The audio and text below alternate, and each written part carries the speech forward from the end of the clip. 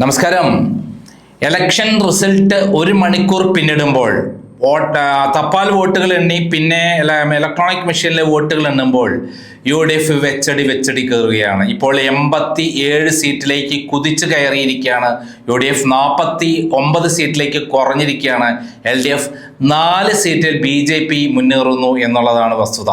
അങ്ങനെ കേരളത്തിൽ BJP ആദ്യമായിട്ട് 4 സീറ്റിൽ കയറുന്ന ആദ്യത്തെ ഇലക്ഷനാണ്. അതോടൊപ്പം UDF ആദ്യം 62 നിന്ന് ആദ്യം LDF ആയിരുന്നു മുന്നിലുണ്ടായിരുന്ന തപാൽ വോട്ടെണ്ണി. ഇപ്പോൾ എണ്ണി പോകുന്നതനുസരിച്ച് UDF കുതിച്ചു കയറുന്ന രംഗമാണ് നമ്മൾ കാണുന്നത്.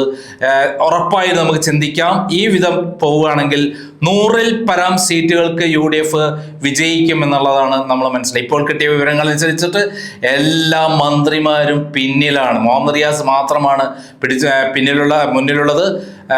അവിടെ 430 വോട്ടിന്റെ ഭൂരിപക്ഷമാണ് ഇപ്പോൾ ഉള്ളത്. ബാക്കി മന്ത്രിമാരുടെ സ്ഥിതി നോക്കുമ്പോൾ തിരുവനന്തപുരം മുതൽ ഇങ്ങോട്ട് എടുക്കുമ്പോൾ വളരെ ദയനീയമാണ് അവസ്ഥ.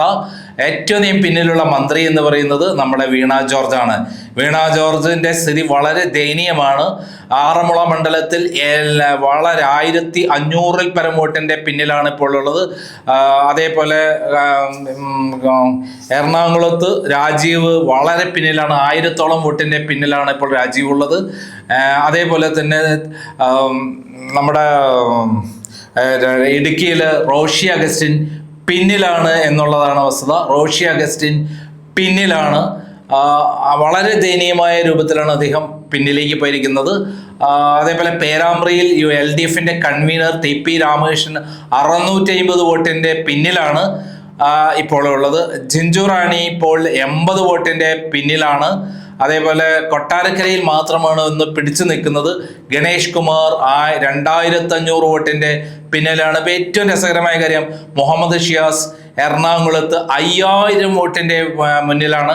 മുഹമ്മദ് ഷിയാസിന്റെ നേതൃത്വത്തിൽ എറണാകുളം ജില്ല 14-ൽ 14 സീറ്റും പിടിച്ചെടുക്കുമെന്ന് പറഞ്ഞിരുന്നു.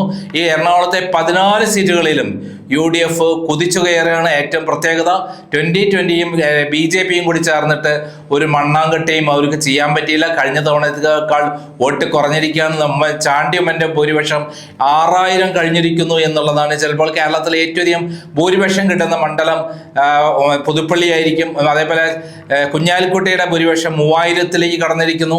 അതേപോലെ KM ഷാജിയുടെ ഭൂരിപക്ഷം 4000-ലേക്ക് കടന്നിരിക്കുന്നു. അതേപോലെ തന്നെയാണ് നമ്മുടെ വാസവൻ പിന്നിലാണ്. വാസവൻ ആദ്യഘട്ടത്തിൽ മുന്നിലായത് പിന്നീട് പിന്നോട്ട് വന്നു.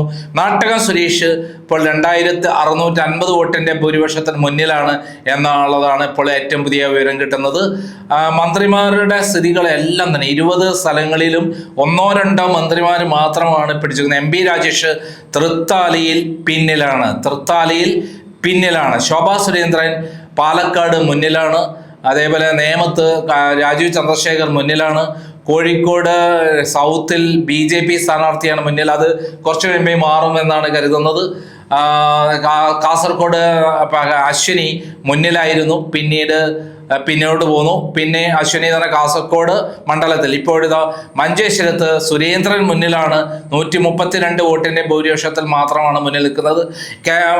നമ്മുടെ കേരളത്തിൽ ഈ ട്രെൻഡ് വളരെ 90 സീറ്റിലേക്ക്, ഈ സംസാരിക്കുന്നതിനിടയിൽ കൂടെ തന്നെ 90 സീറ്റിലേക്ക് UDF കയറുകയാണ്. ഞാൻ പറഞ്ഞത് 110 സീറ്റാണ്, 110 സീറ്റാണ് ക്രൈം പറഞ്ഞിട്ടുള്ളത്. അതിലേക്കാണ് ഇപ്പോൾ പോകുന്നത്. ചിലപ്പോൾ 140 സീറ്റിലും തോറ്റു കഴിഞ്ഞാൽ അത്ഭുതപ്പെടേണ്ട ആ ട്രെൻഡാണ് പോയിക്കൊണ്ടിരിക്കുന്നത്.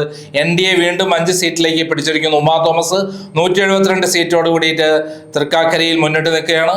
അങ്ങനെ എല്ലാ സ്ഥലത്തും വളരെ മുന്നിൽ നിൽക്കണം. ആസാമിൽ BJPയും അതേപോലെ DMK തമിഴ്നാട്ടിലും ബംഗാളിൽ BJPയുമാണ് മുന്നിൽ എന്നുള്ളതാണ് ഇപ്പോഴത്തെ ലേറ്റസ്റ്റ് ആയ വിവരം.